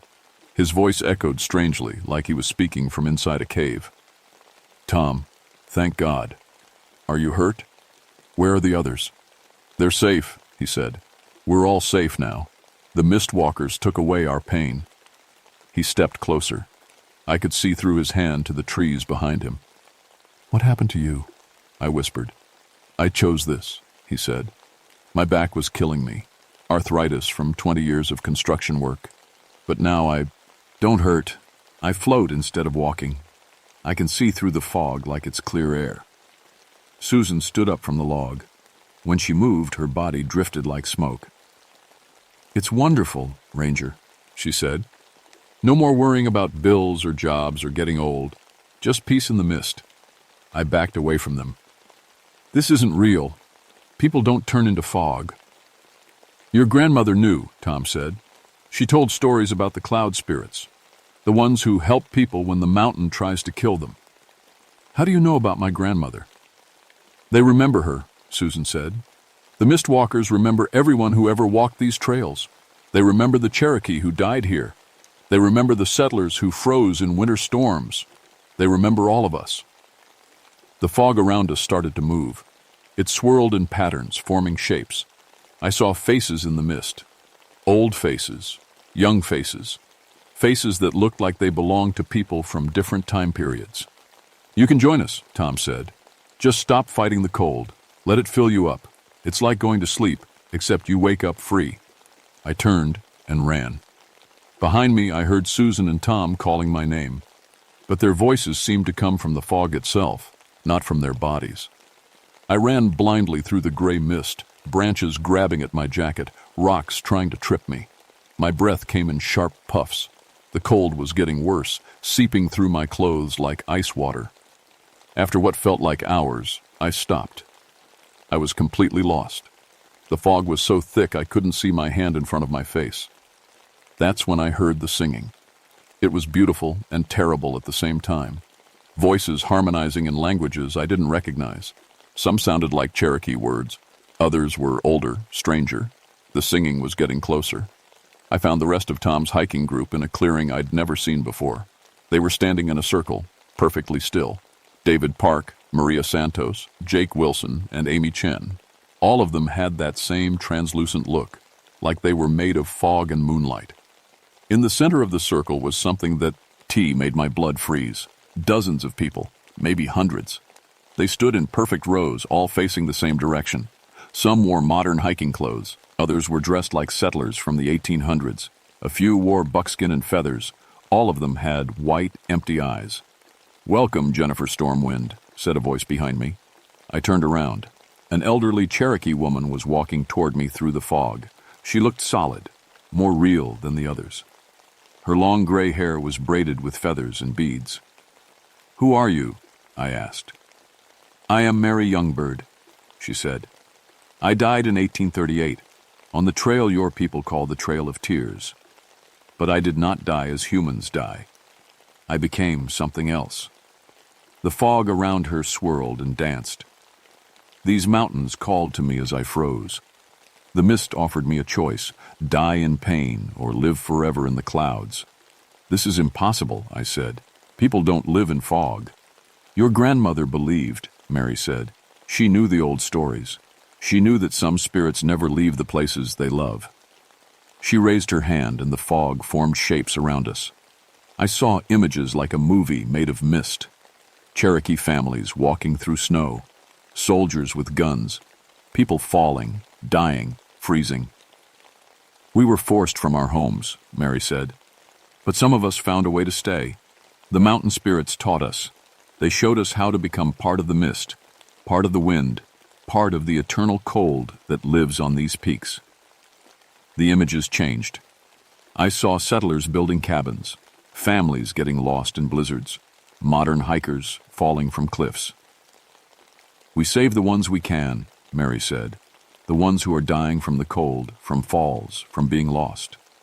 We offer them the same choice we made: die as humans, or live forever as guardians of the mountain. You're killing them, I said. We're preserving them, said another voice. I looked up. A man was floating above me, and his feet not touching the ground. He wore a park ranger uniform from maybe 30 years ago. I'm Ranger Bill Hoffman, he said. I got caught in a blizzard in 1962, fell into a ravine, broke my leg. I was freezing to death when the mistwalkers found me. He drifted down until he was standing beside Mary. I've been protecting hikers for 26 years, he said, guiding lost people to safety, warning them away from dangerous areas. I can be anywhere the fog goes. I can see things human eyes can't see. But you're not alive, I said. I'm more alive than I ever was, he said. I remember everything from my human life, but now I have purpose that will never end. The circle of preserved people began to move. They turned toward me with their empty white eyes. The mountain is in danger, Mary said. Men with machines are coming to cut down the trees, to build hotels and ski slopes. They want to dig up our sacred burial sites. Images formed in the fog again. Bulldozers, construction crews, buildings made of concrete and glass. We need human allies, Mary said. People who can fight in the world of laws and money and politics. People who can speak for the mountain in ways we cannot. What about Tom and Susan, the other hikers? They volunteered, said Bill. We showed them what was coming, the destruction, the desecration. They chose to become part of our defense. I watched as David Park stepped forward from the circle. He was almost completely transparent now. I was a lawyer when I was alive, he said. His voice sounded like wind through trees. Now I can be a lawyer forever. I can learn every law, read every case, fight every battle to protect this place. But you're ghosts, I said. We're evolution, Mary said. Humans who chose to become something more, something that can't be killed by bullets or disease or old age. The fog around us began to pulse with light, soft blue-white light that seemed to come from everywhere at once. Your great-great-grandmother is here, Mary said. A figure emerged from the glowing mist. She was younger than I expected, maybe in her 20s. She wore traditional Catawba dress and had my same dark eyes. Little Fox, she said, using the pet name my grandmother had called me. She spoke in our old language. You're not real, I whispered. I am as real as the wind, she said, as real as the water that flows in the streams, as real as the stones that hold up the mountain. She reached out and touched my face. Her hand felt like cool air, but I could feel the love in it. I chose the mist when the soldiers came, she said, when they tried to force our people to leave these sacred places. I became part of the mountain so that part of our people would always be here. Tears were running down my face, freezing before they hit the ground. I've been waiting for you, little fox, waiting for someone from our family to come back to the mountain, to take on the responsibility of guarding what is sacred. I can't, I said. I'm not like you. I believe in science, in things I can prove. Science? Mary laughed. What science explains how we preserve bodies at temperatures that should kill them? What science explains how we move through solid rock? What science explains how we control the weather? As if to prove her point, the fog around us began to swirl faster. The temperature dropped so quickly that the trees started cracking from the cold. We are the science of spirits, Mary said. The physics of faith, the chemistry of choosing love over fear. Thunder rolled across the mountain, but there were no clouds above the fog. Lightning flashed, but it was blue instead of white. The destroyers are coming tomorrow, my great-great-grandmother said. Big machines that will tear up the burial sites of our ancestors. Will you help us stop them? How? Become one of us, she said. Let the mountain claim you. Let the mist fill your lungs. You'll keep your knowledge, your memories, yacht, our love for this place. But you'll have the power to protect it forever. I looked around at all the faces watching me. Dozens of people from different times, different backgrounds, all united in their love for the mountain. What if I say no? Then you walk away, Mary said, and tomorrow the sacred places will be destroyed, and the mountain will weep fog for 100 years. The choice hung in the air like mist. The sound of helicopters woke me. I was lying on the forest floor covered with frost. The fog had lifted just enough that I could see patches of gray sky above the trees. I checked my watch. It was Friday morning. I'd been unconscious all night. The helicopters were getting closer. Through the trees, I could see them landing in the valley below. Big industrial helicopters carrying equipment. I grabbed my radio. It was working again. Mike, do you copy? Jen. Thank God. Where have you been? We lost your signal yesterday afternoon. I'm okay, but we have a problem. There's construction equipment coming up the mountain. I know.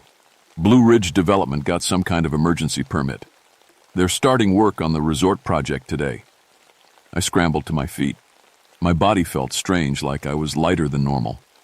When I breathed out, my breath was visible even though the air felt warm. Mike, they can't build here. This is sacred Cherokee land. Not anymore. The permits went through last night. State overrode the cultural protection laws. I started running down the mountain. With each step, I felt faster, stronger. The fog seemed to part in front of me like curtains. When I reached the construction site, bulldozers were already pushing over trees. Men in hard hats were surveying the ground with electronic equipment. Stop, I yelled, running toward the biggest bulldozer. The operator saw me and shut down his engine. You can't be here, lady. This is a construction zone. You're destroying sacred burial sites, I said. A man in a suit walked over. He had the look of someone who solved problems by throwing money at them. Miss, I'm Fran, Morrison, project manager. We have all the proper permits. If you don't leave, I'll have to call security. These mountains are protected by federal law. Not anymore, he said, showing me a stack of papers. Emergency development order, signed by the governor yesterday. We're bringing jobs and tourism to this area. I looked at the papers. Everything was official, legal, stamped with government seals. Behind Morrison, the bulldozer started up again. A massive machine was pushing toward a grove of old oak trees. I knew from my grandmother's stories that Cherokee families were buried beneath those trees. That's when the fog came back. It rolled down the mountain like a gray avalanche. In seconds, it covered the entire construction site. The temperature dropped 40 degrees in 30 seconds. The bulldozer operator tried to keep working, but ice began forming on his windshield, then on his hands, then on the engine itself. What the hell? Morrison shouted. All around us, the fog began to take human shapes. Dozens of them. Hundreds. They moved between the machines like ghosts, but when they touched metal, the equipment froze solid. Get everyone out of here, Morrison yelled into his radio, but it was too late. The mistwalkers were everywhere. I saw Mary Youngbird appear next to a helicopter. She raised her hand, and ice instantly covered the rotor blades. The pilot tried to start the engine, but it wouldn't turn over. Tom Bradley materialized inside the cab of a bulldozer. The operator screamed and tried to get out, but the door handle was frozen to his gloves. Susan Martinez floated above a surveying crew. Everywhere her shadow fell, their electronic equipment short-circuited and died. Jennifer, said a voice beside me. My great-great-grandmother was standing there, more solid than she'd been the night before. This is your moment, little fox. Help us save them sacred places. I can't let you hurt these people, I said. We won't hurt them if they leave, she said. But if they stay, if they try to destroy what is holy, then they choose their fate. Morrison was shouting orders, but his men couldn't hear him through the supernatural fog. Some were running blindly through the mist. Others were frozen in place by terror. I saw one of the construction workers slip on the ice and fall toward a ravine. Without thinking, I ran toward him. But instead of running normally, I found myself moving through the fog like it was clear air. I reached him in seconds and caught his arm before he fell. "How did you do that?" he gasped. I looked at my hands. They were translucent, like the mist walkers. "Jennifer," Mary called to me, "you have to choose. Now." Around us, the battle between the mist walkers and the construction crew was getting more intense. Ice storms swirled around the machines. Men were slipping and falling. Some were getting hypothermia. "Stop!" I yelled. My voice echoed through the fog with supernatural power. Every mist walker turned toward me. "There has to be another way," I said. "There is no other way," Mary said. "They have laws and money and machines. We have only the power of the mountain." "Wait," I said. I pulled out Morrison's permit papers and read them more carefully. "These permits," I said, "they're for building a resort. But look at the land survey numbers." I showed the papers to Mary. Even as a mist walker, she could still read. "They're not just building on empty land," I said. "According to this survey, they're planning to build right on top of the Cherokee burial ground. That violates federal law, the National Historic Preservation Act." Mary studied the papers. "You think human laws will stop them?" "If we can prove this site is a protected cultural area, yes." I grabbed my radio. "Mike, I need you to contact the State Historic Preservation Office. Emergency cultural site evaluation." "What's going on up there, Jen? We're getting reports of freak weather." "Just make the call and contact the Cherokee Nation Cultural Office. Tell them Blue Ridge Development is about to bulldoze an ancestral burial site." Around us, the fog began to thin slightly. The mist walkers were listening. "You think this will work?" Mary asked. "It's better than freezing construction workers to death," I said. Morrison was shouting into his phone, trying to get reinforcements. But I could hear the doubt in his voice. His equipment was destroyed, his crew was terrified, and now he was facing federal law violations. My great-great-grandmother appeared beside me. "You have found a warrior's path," she said, "fighting with wisdom instead of force." "But what if it doesn't work?" I asked. "Then we will be here," she said, "forever, watching, protecting. The mountain never forgets, and neither do we." The fog began to lift, but I could still see the mist walkers in my peripheral vision. They weren't gone. They were just waiting. That was 6 months ago. The Cherokee Nation sued Blue Ridge Development for violating federal cultural protection laws. The State Historic Preservation Office declared Grandfather Mountain's burial sites off-limits to development. The construction company went bankrupt, fighting the legal battles. I kept my job as a park ranger, but things are different now. Sometimes when fog rolls over the mountain, I can see them. Mary Youngbird walking the ridgeline, Tom Bradley checking on hikers who got off the trail, Susan Martinez guiding lost children back to their families. And sometimes when the weather gets dangerous, I can feel my great-great-grandmother nearby, watching, protecting. I never fully became a mist walker, but I changed that day on the mountain. I can predict severe weather better than any meteorologist. I can find lost hikers in conditions that should make rescue impossible. And when people ask me how I do it, I just tell them I have good ins and tinks. Mike thinks I'm getting weird. Last week, he found me talking to an empty section of trail. "Who were you talking to?" he asked. "Just checking on the weather," I said. But he was right. I was talking to them.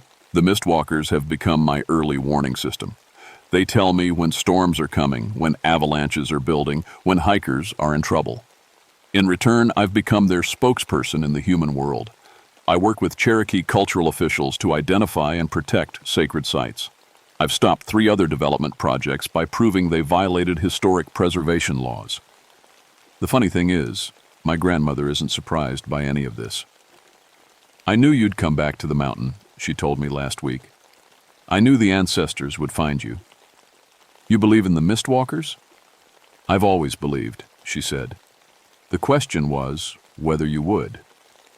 Yesterday, I got a call about strange fog formations on Mount Mitchell. Hikers reported seeing figures in the mist and hearing voices in languages they didn't recognize. I packed my gear and headed up the mountain. As I hiked through the morning fog, I heard a familiar voice. "Little fox," my great-great-grandmother whispered. "There are others who need our help." I smiled and kept walking. The mist parted in front of me like a curtain, showing me the way forward. Some people might call what I do supernatural. I call it family responsibility. The mountains have their guardians, and some of us are called to serve. The fog rolls in every few weeks now. When it does, I make sure to be ready. Because somewhere in that gray mist, people I care about are working to protect something sacred. And sometimes, if you know how to look, you can see them too. Just remember, if you're ever lost in mountain fog and you hear voices calling your name, don't be afraid. The mistwalkers only want to help, unless you're carrying a bulldozer. Then you might want to find another mountain.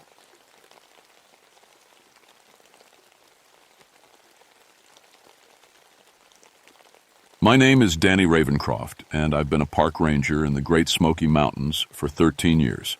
In that time, I've pulled 89 people out of trouble: lost hikers, broken bones, flash floods, bear encounters. I thought I'd seen every danger these mountains could throw at a person. I was wrong. It was October 1984, and the leaves were turning that perfect mix of red and gold that brings tourists from all over the country. I was stationed at the Cataract Falls area, the most remote section of the Smokies. Most days, I didn't see another soul.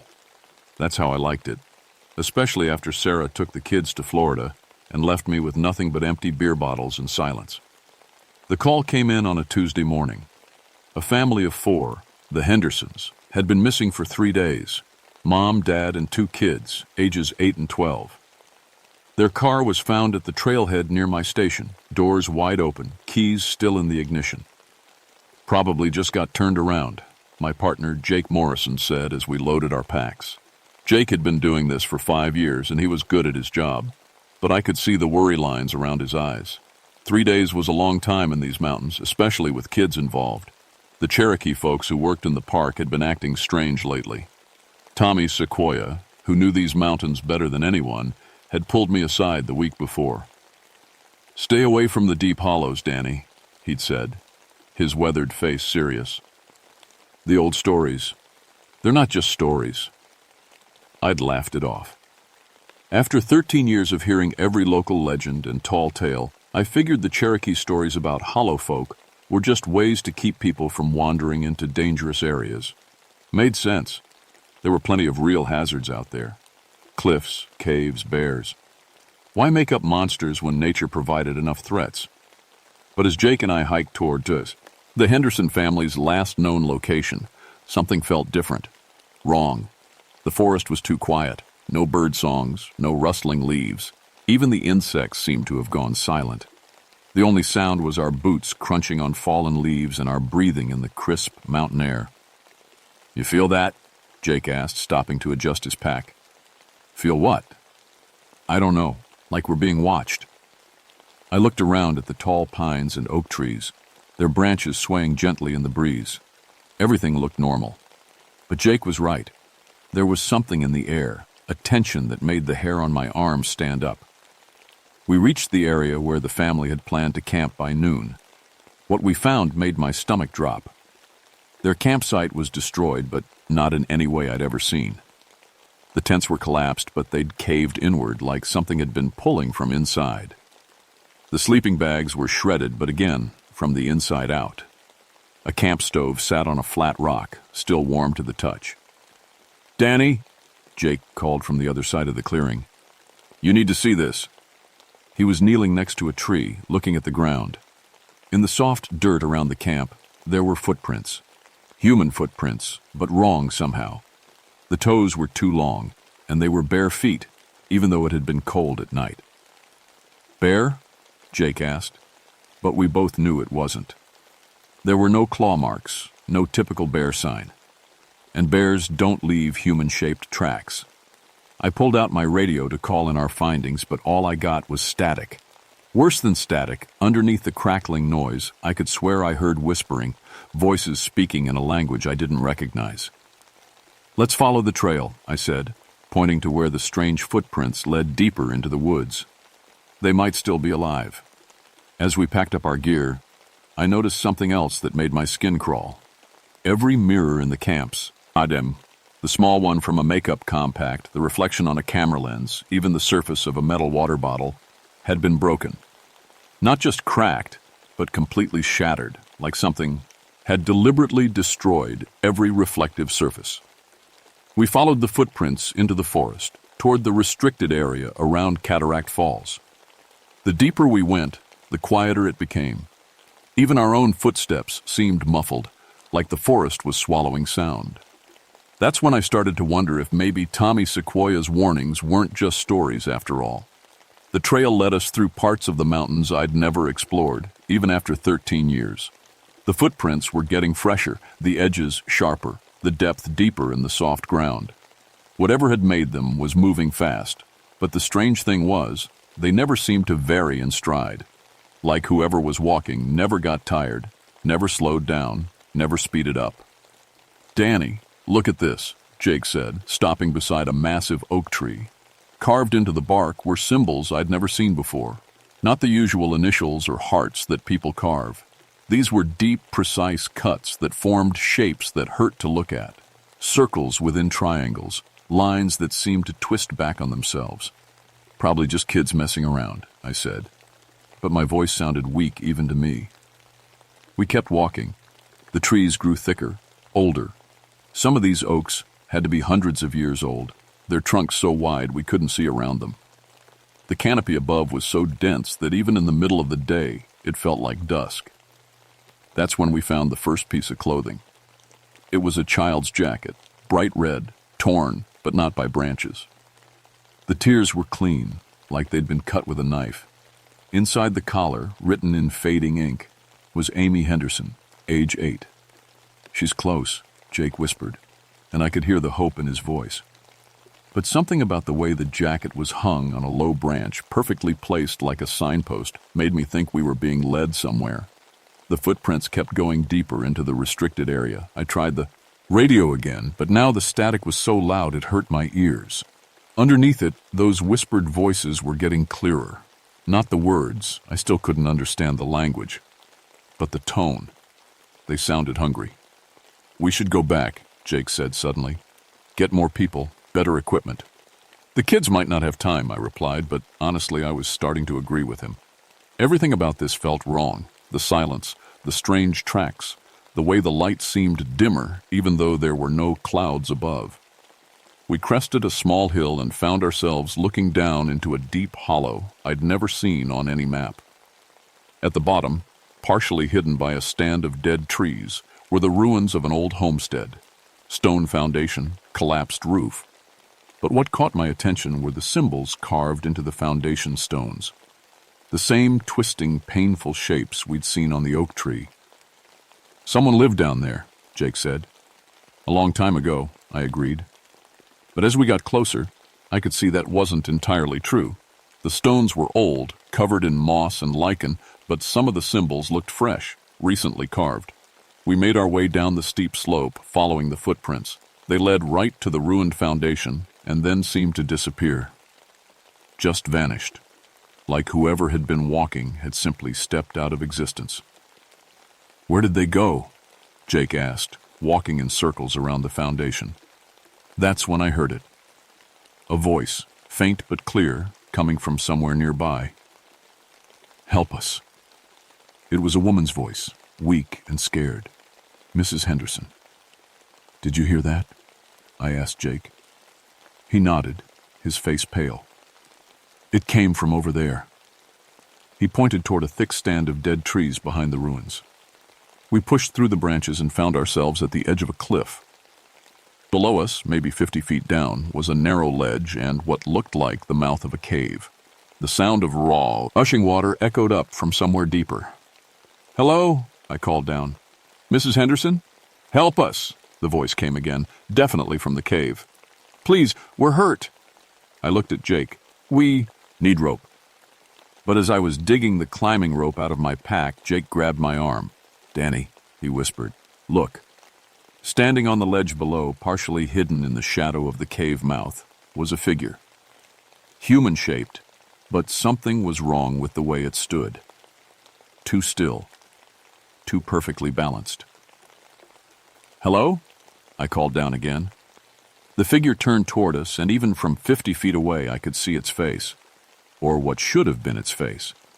Instead, there were just two dark holes where eyes should be, and skin that looked gray and waxy, like melted candle wax. "Help us," it said in Mrs. Henderson's voice, but its mouth didn't move. Jake was backing away from the cliff edge, shaking his head. "That's not her, Danny. That's not human." But before I could respond, we heard another voice, a man's voice this time, coming from a different part of the forest. "Jake! Danny! Over here!" We both turned. Standing about 30 yards away, waving at us from behind a tree, was Jake. I looked at my partner, standing right beside me, then back at the figure in the distance. Both looked exactly like Jake Morrison. "Which one are you?" I asked the Jake standing next to me. He looked at me with wide, terrified eyes. "What do you mean? I'm me. That thing isn't me." The distant Jake kept waving. "Come on, guys, I found them. The family's over here." My Jake, at least I hoped it was my Jake, was shaking his head frantically. "Don't listen to it, Danny. Something's very wrong here." I pulled out my pistol, a .357 revolver I'd carried for 13 years and never fired except at the range. My hands were shaking as I held it. "Help us," came Mrs. Henderson's voice from the cave below. "Over here," called the distant Jake, and from somewhere deeper in the forest I heard a child crying. Amy Henderson, age 8, calling for her mommy. All around us, the voices were multiplying. Different voices, but all saying the same kinds of things. "Help us. Over here. Please, we're hurt." And underneath it all, those whispered voices in the unknown language, getting louder and more excited. I realized we weren't searching for the Henderson family anymore. We were being hunted. "We need to get out of here," Jake whispered. But as we turned to leave, we found our path blocked. Standing between us and the way we'd come were three figures. They looked human at first glance, but the longer I stared, the more wrong they became. Their arms were too long, their heads tilted at angles that should have broken their necks, and their eyes, God, their eyes were just empty black holes, like someone had scooped out everything inside. "Danny Ravencroft," one of them said in a voice like wind through dead leaves. "We've been waiting for you." "How do you know my name?" I asked, though my voice came out as barely more than a whisper. "We know everything about you," another one said, this time in my ex-wife Sarah's voice. "We know about the drinking, about the loneliness, about how you blame yourself for everything that went wrong." Jake raised his own gun, hands shaking. "What are you?" The third figure smiled, and its mouth opened too wide, showing teeth that were too sharp and too many. "We are the hollow folk," it said in Jake's voice. "We make people empty, like us. Then we wear them like clothes." That's when I understood. These things, whatever they were, they didn't just kill people. They hollowed them out somehow, took their voices, their memories, their shapes, and now they wanted us. "The Henderson family," I said. "Where are they?" "Safe," the first one said, now using Mr. Henderson's voice. "Come see." One of them gestured toward the cave entrance, and I could see more figures moving in the shadows down there. Lots of figures, all standing too still, all wrong stew. "How?" "Run," Jake whispered. We turned and sprinted through the forest, branches whipping at our faces, the sound of our boots echoing off the trees. Behind us, I could hear them, following, but they didn't sound like they were running. It was more like they were gliding, moving through the forest without disturbing a single branch. We ran for what felt like hours, but was probably only minutes. The trees all looked the same, and I realized I had no idea which direction we were going. My 13 years of experience in these mountains meant nothing here. This part of the forest felt different, older, like it followed different rules. Jake stopped suddenly, holding up his hand. "Listen." The forest had gone completely silent again. No wind, no insects, no sound of pursuit. Even our own breathing seemed muffled. "Maybe we lost them," Jake said. That's when we heard the crying again, a little girl sobbing somewhere nearby. "Amy," I called out. "Here," came a weak voice from behind a fallen log. Please help me." We approached carefully, guns drawn. Behind the log, curled up in a ball, was a little girl with blonde hair and a torn dress. She looked up at us with big blue eyes full of tears. "Are you Amy Henderson?" I asked. She nodded. "Those things took my family. I've been hiding." Jake lowered his gun. "It's okay, sweetheart. We're here to help." But something bothered me. The girl looked perfect. After 3 days in the forest, running from monsters, her hair was still clean. Her dress only had a few strategic tears. And her eyes, while filled with tears, were somehow too bright, too aware. "Where's your family, Amy?" I asked. "The Hollow Men took them," she said, standing up. "They're in the caves under the waterfall. But it's too late. They're already empty." "What do you mean, empty?" She tilted her head, and for just a moment the innocent expression slipped from her face. "They scooped out everything inside and put on their skin like masks. Soon they'll come for more people, starting with you." Jake was backing away. "Danny, that's not a little girl." Amy smiled, and her teeth were too sharp. "Smart man, but not smart enough." She lunged at Jake with impossible speed. Her fingers had grown long and black like claws, and they raked across his chest, tearing through his uniform shirt and into the flesh beneath. I fired my gun, but the thing that looked like Amy Henderson moved like smoke, dodging aside. Jake screamed and fell to his knees, blood soaking his shirt. "Jake!" I ran to him, but he was already changing. His skin was turning gray, and when he looked up at me, his eyes were starting to go black. "Kill me," he whispered, "before I become like them." But I couldn't. I grabbed him under the arms and dragged him behind a tree, the fake Amy laughing somewhere in the darkness around us. "It's too late," Jake said, his voice already sounding different. "They're in my head now, Danny. I can hear them whispering. They're showing me things." "What things?" "The caves," he said, his eyes now completely black. "Full of people. Hundreds of them from over the years. All hollowed out. All empty. And they're hungry, Danny. So hungry." Jake stood up, moving like a puppet on strings. When he spoke again, it was in the voice of the thing that had looked like Amy. "Come with us willingly, and we'll make it quick. Fight, and we'll hollow you out slowly, piece by piece, while you're still aware." I ran deeper into the forest, leaving my partner behind. The sound of multiple voices calling my name followed me through the trees. Jake's voice. Amy's voice. Voices of people I'd rescued over the years. Even Sarah's voice calling me back. But I kept running, toward the sound of rushing water in the distance. If the real Henderson family was still alive, they'd be in the caves under Cataract Falls. And if they weren't, at least I'd know the truth before these things got me too. The waterfall was bigger than I'd expected. Seaward. A skating down a cliff face that had to be 100 feet high. The sound of rushing water was so loud I could barely hear my own thoughts, which was almost a relief after the constant whispers that had been following me through the forest. Behind the waterfall, just like the fake Amy had said, was a cave entrance. Water sprayed everywhere, soaking me to the skin as I made my way across the slippery rocks. My flashlight beam cut through the mist and darkness, revealing a tunnel that led deep into the mountain. I'd been in caves before during rescues, but this one felt different. The walls were smooth, almost polished, and covered in the same twisted symbols I'd seen carved into the trees and foundation stones. But these were older, much older, worn down by centuries of water and time. The tunnel sloped downward, and soon the sound of the waterfall faded behind me. My footsteps echoed strangely, like there was a vast space ahead. The air smelled wrong. Not the clean mineral smell of most caves, but something organic and rotten. That's when I started finding the alcoves. They were carved into the walls, each one perfectly shaped to hold a human body. And they weren't empty. The first one held a man in clothes from maybe the 1950s. His skin was gray and papery, his eyes gone black, but he was still alive. He turned his head toward my flashlight and smiled with too many teeth. "Welcome, Danny," he said in a voice like rustling leaves.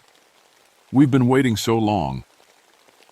I backed away and kept walking, but there were more alcoves, dozens of them, men, women, children, all from different time periods. Some looked recent, others like they'd been there for decades. All of them hollow, empty, but somehow still alive. They watched me pass, their black eyes tracking my movement, their smiles never changing. "Join us," they whispered in unison. "It doesn't hurt anymore once you're empty." The tunnel opened into a massive underground chamber bigger than a football field. The ceiling disappeared into darkness above, and the walls were covered with hundreds more alcoves. Hundreds more hollow people, all watching me with those empty black eyes. And in the center of the chamber, I found the Henderson family. They were arranged in a circle, sitting on the cave floor, their backs to each other. Still alive, but barely. Their skin had turned the same gray color, and when Mrs. Henderson looked up at me, her eyes were starting to go black around the edges. "Help us," she whispered, but her voice was fading, like she was speaking from very far away. "I'm here," I said, kneeling beside her. "I'm going to get you out." But even as I said it, I knew it was too late. Whatever these things did to people, it was already happening. Mr. Henderson's eyes were completely black now, and he was starting to smile that terrible smile. "It's peaceful," he said in a voice that wasn't quite his own anymore. "No more worry, no more pain, just emptiness." That's when I heard it behind me. A sound like footsteps, but too many of them, coming from the tunnel I'd just left. They'd followed me, all of them. I turned around and saw them emerging from the tunnel mouth. Jake was in the lead, his face gray and expressionless, his eyes like black holes. Behind him came the thing that looked like Amy, then dozens of others from the alcoves, all moving with that same puppet-like walk. "Hello, Danny," Jake said. But it wasn't Jake's voice anymore. It was something else, something ancient and hungry, speaking through Jake's hollowed-out body. "Thank you for coming to us. It's been so long since we had a park ranger." "What are you?" I asked, raising my gun, even though I knew it wouldn't do any good. "We are what's left when everything else is taken away," the thing wearing Jake's face said. "We are the empty spaces between thoughts, the silence between heartbeats, and we're hungry." The hollow folk formed a circle around me, cutting off any escape. Their black eyes reflow. It had my flashlight beam like mirrors, and I could see myself multiplied dozens of times in their faces. "Why?" I asked. "Why do this?" "Because emptiness is peace," Mrs. Henderson said from behind me, her voice now completely changed. "Because being hollow means never hurting again." She was right in a way. Looking at their faces, I could see it. No pain, no fear, no loneliness. They'd traded everything that made them human for the simple peace of nothingness. And for just a moment, standing in that cave surrounded by hollow people, it almost seemed like a fair trade. But then I thought about Sarah and the kids in Florida, about the 89 people I'd rescued over the years, about all the life I still had left to live, even if it hurt sometimes. "No," I said, backing toward the chamber wall. "I'd rather hurt than be empty." The thing that had been Jake tilted its head. "Then you'll hurt for a very long time." They all started moving toward me at once, their hands reaching out with fingers that had grown too long and sharp. I fired my gun, but the bullets passed right through them like they were made of smoke. That's when I noticed something. The alcoves in the wall behind me were older than the others, carved deeper. And in the very center of the wall, at the back of the deepest alcove, something was moving. It was huge, maybe 8 feet tall, and completely inhuman. Its limbs were stretched and twisted. Its face was a blank expanse of gray skin with no features except a mouth full of needle-sharp teeth. This was what the hollow folk really looked like underneath their stolen human shapes. This was their king, their source, the thing that had been hollowing out people in these mountains for centuries. It stepped out of its alcove and spoke without moving its mouth, its voice echoing inside my skull. "I am hunger," it said. "I am the emptiness at the heart of all things. And you, Danny Ravencroft, will feed me for a very long time." The Hollow King reached for me with arms that stretched like rubber, but something unexpected happened. When its finger touched my chest right over my heart, it jerked back like it had been burned. "What?" it said, and for the first time there was confusion in its voice. I looked down at my chest, then back at the creature. "You can't hollow me out, can you?" It tried again, pressing its palm against my forehead, but again it pulled back quickly. The other hollow folk had stopped moving, watching their king struggle with something it had never encountered before. "You're already broken," it said, and there was almost wonder in its voice. "Already empty in all the ways that matter. There's nothing left for us to take." It was true. Sarah leaving, losing my kids, 13 years of mountain loneliness and nightly drinking. I was already hollow in my own way. Not the peaceful emptiness these things offered, but the painful kind. The kind that comes from losing everything you care about and having to keep going anyway.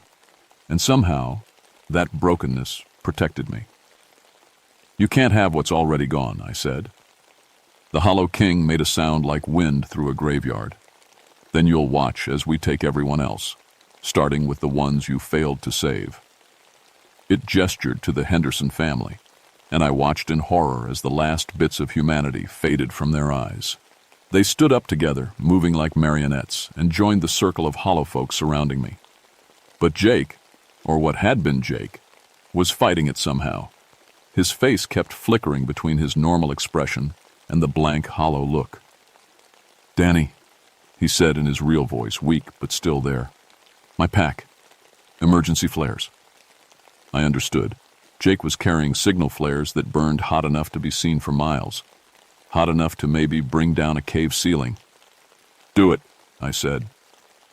Jake's hand moved to his pack, fighting against whatever was controlling him.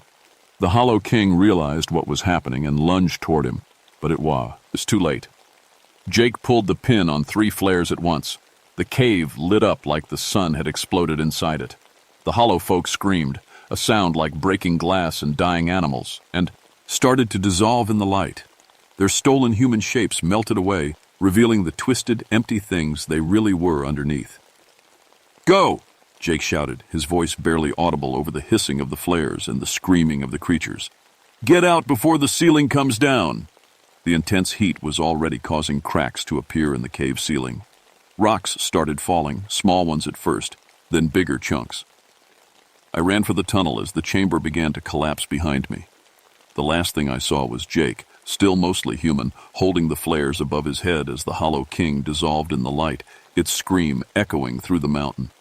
The tunnel was collapsing too, but I made it to the waterfall entrance just as the whole cave system came down with a roar that shook the ground. Tons of rock sealed the hollow folk inside, hopefully forever. I made it back to my truck as the sun was setting, covered in cuts and bruises, soaked through and shaking. My radio worked fine now, and I called in a report about a cave collapse that had killed my partner during a search and rescue operation. I said we'd never found the Henderson family. The official report blamed toxic gas exposure for Jake's death and the family's disappearance. I was transferred to a desk job at park headquarters, which was fine with me. I couldn't go back into those deep mountains, not after what I'd seen. But sometimes, late at night when I'm having trouble sleeping, I hear whispers coming from the mirror in my bathroom. And sometimes, when I'm driving the mountain roads at dusk, I see a little girl with blonde hair standing at the tree line, waving at me to come closer. The cave-in might have stopped the Hollow King and his nest, but I don't think it got all of them. I think some of the hollow folk are still out there, still hungry, still looking for people to empty out and wear like moths. SKS. So if you're ever hiking in the deep woods of the Smokies and you hear someone calling for help, be careful. Look at their eyes first. Make sure there's still something human looking back at you. Because some kinds of emptiness can spread, and once you're hollow forever. My name is Danny Ravencroft, and I'm telling you this story because I think the hollow folk are moving again. There have been disappearances in other national parks, other remote places. Always the same pattern. Families vanishing, campsites found destroyed from the inside out, all the mirrors broken. I'm too old now to go back into those mountains, too broken to fight them again. But maybe someone younger, someone stronger, someone not already empty inside, can stop them before they spread too far. Just remember what I learned in that cave. Sometimes being broken is the only thing that can save you. And sometimes the monsters we fear most are just reflections of the emptiness we carry inside ourselves. The Hollow folk taught me that, and they're still teaching, still learning, still hungry, still waiting in the deep places where the light doesn't reach, still calling your name.